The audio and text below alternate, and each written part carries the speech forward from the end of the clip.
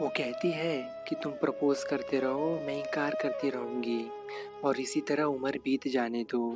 एक ऐसी ही कहानी आप सबको सुनाता हूँ, तो इस कहानी को एंडिंग तक ज़रूर सुनिएगा। हम लोगों का 5th का एग्ज़ाम का पहला दिन था। मैं गवर्नमेंट बॉयज़ स्कूल में था और वो गवर्नमेंट गर्ल्स स्कूल में थी। पर एग्ज़ाम में सबको एक साथ बिठाया गया था। उस समय मुझे लड़कियों से बात करना अच्छा नहीं लगता था, पर जब वो आई तो अचानक से सब कुछ बदला और अच्छा लगने लगा। वो मेरे आगे ही बैठी थी, वो बहुत बोलती थी, मुझे उनको सुनना बहुत अच्छा लगता था। उनके पास एक गणेश जी की मूर्ति थी जो हमेशा उसके कंपास बॉक्स में होती थी। एग्ज़ाम हॉल में ही उसकी पूजा करती थी, जो मुझे बहुत अच्छा लगता था। ऐसे ही कब एग्ज़ाम ख़त्म हुआ मालूम ही नहीं चला। फिर वीकेंड की छुट्टी शुरू हो गई। इस वीकेंड में उसे हमेशा याद करता था और मुझे मालूम भी नहीं था कि वो रहती कहाँ है। मुझे उसके नाम के अलावा कुछ भी मालूम नहीं था, पर उन्हें याद करने से मुझे सुकून मिलता था। अब वीकेंड ख़त्म हो गई और हमारा रिजल्ट भी आ गए। अब हम 6th क्लास में पहुंच गए थे। हम दोनों का स्कूल एक दूसरे से जुड़ा हुआ था। जब भी ब्रेक होता तो हमारी नज़रें उन्हीं को ढूंढती थी। बहुत कम नज़र आती थी और जब भी नज़र आती थी तो हमारे दिल की धड़कनें बहुत तेज़ हो जाती थी और धीरे धीरे उनके बारे में जानने लगे। हमें कभी भी उनका पीछा करने की ज़रूरत नहीं पड़ी। सब कुछ ऐसे मालूम हो रहा था जैसे वो मेरे ही इंतज़ार में हो। जहाँ भी जाता उसके बारे में या उनके घर वालों के बारे में मालूम हो रहा था, मानो मेरी किस्मत उनको ही मिलाने के लिए लगी हो।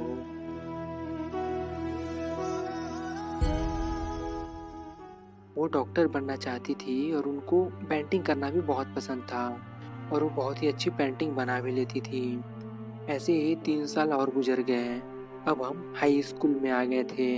मैं प्राइवेट और वो गवर्नमेंट में थी, पर दोनों का स्कूल जुड़ा हुआ था। फिर मैंने सोचा कि उनको दिल की बात बोल दूँ। एक मेरी फ्रेंड थी और उनकी भी बचपन की फ्रेंड थी। उसको बोला कि उनको बोलने के लिए। उसने बोल दिया और उन्होंने मना कर दिया। फिर कुछ दिन बाद उन्होंने खुद बात करने के लिए बुलाया। बहुत ही गुस्से में थी। वो बोलती गई और हम सुनते गए।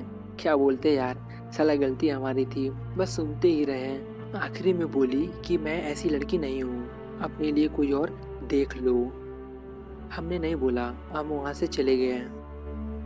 डिप्रेशन में चले गए थे यार, क्योंकि दिल जो टूटा था सहन नहीं हो पा रहा था ना।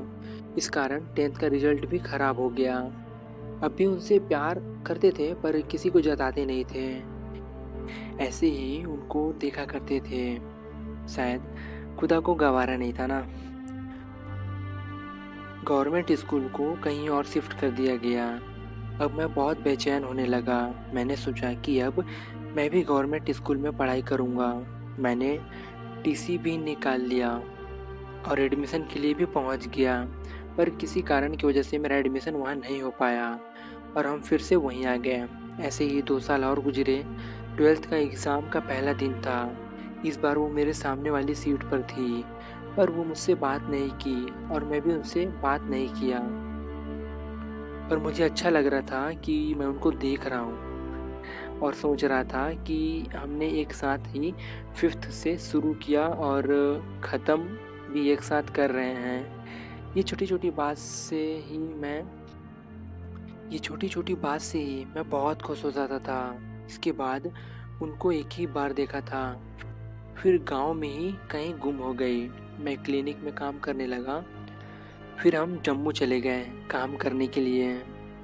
7 महीने काम किया पर हमारा वहाँ मन नहीं लग रहा था। फिर एक दिन मेरे एक दोस्त ने बताया कि यार तेरी वाली की हालत बहुत ही ख़राब है। मुझसे रहा नहीं गया और मैं वापस चला आया। तब तक उनको डिस्चार्ज कर दिया गया था और अब वो गाँव में भी नहीं रहती थी। उनसे मिलने का कोई रास्ता नहीं मिल रहा था। एक दिन मेरे घर में ही उनकी बात चल रही थी। हम दोनों एक ही कास्ट के थे, तो मेरे घर वालों को मालूम था उनके बारे में। तो हमने अपनी सिस्टर से सारी जानकारी ले ली और लग गए उनसे मिलने जाने में। हम चाहते तो ऐसे ही उनसे मिलकर आ सकते थे, पर उसके घर वाले क्या सोचते, यही सोचकर हम रुक जाते थे। फिर कई दिनों सोचने के बाद एक तरीका मिला। मेरी बुआ उसकी दूर की मौसी है और बुआ भी उनसे मिलने जाने वाली थी। हम भी उनके साथ चले गए। मेरा दिल ज़ोरों से धड़कने लगा था, फिर भी उनसे मिलने जा रहे थे। 114 दिन इस पल के लिए तड़पे थे। वहाँ जाने पर मालूम हुआ कि उनके गले में कैंसर था। जो एक पल चुप नहीं रहती थी, वो अब शांत सी हो गई थी। दिल सहम सा गया। फिर उनसे मिलने गए, उनसे बातें की और वो अभी वो ठीक हैं। दोस्तों, ना ये कहानी अधूरी है और ना ही पूरी है। आज वो कहीं किसी हॉस्पिटल में तड़प रही होगी और मैं यहाँ तड़प रहा हूँ। मेरी हालत बहुत ही ख़राब है। दिल सहम गया है भाई। उसके बाद कोई जवाब नहीं। आज ठीक 1 महीने हो गए। बड़ी हिम्मत से उनके घर गया था, पर बुजुर्ग लोग ही थे और उनको कुछ मालूम नहीं था कि कौन से हॉस्पिटल में है करके। मैंने उनसे एक बार बोला कि ठीक है, मैं तुम्हारी लाइफ से दूर चला जाता हूँ। अगर आप हमसे प्यार ही नहीं करती तो हमारा चले जाना ही ठीक होगा।